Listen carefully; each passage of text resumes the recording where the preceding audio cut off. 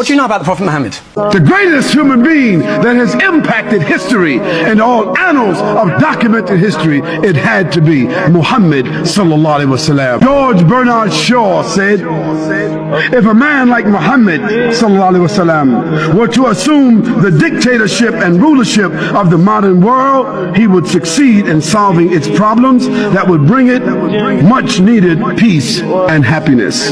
Michael Hart said, my choice is Muhammad. To lead the list of the world's most influential persons may surprise some readers and may be questioned by others, but he was the only man in history who was supremely successful on both the religious and secular level. Never in his life did he ever lift his hand to hit any human being. Ever.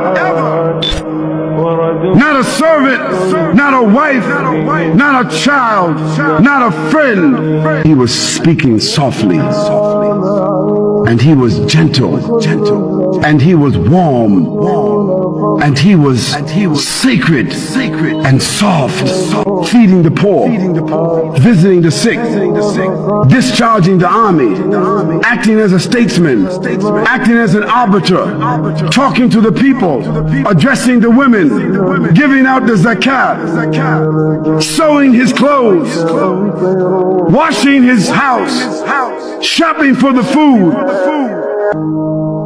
What kind of human being could that be? It was a messenger. It was a prophet. This was a man with a message. He was a witness over the believers. He was no more than a messenger. He was a man dealing gently with all people. He was a great favor.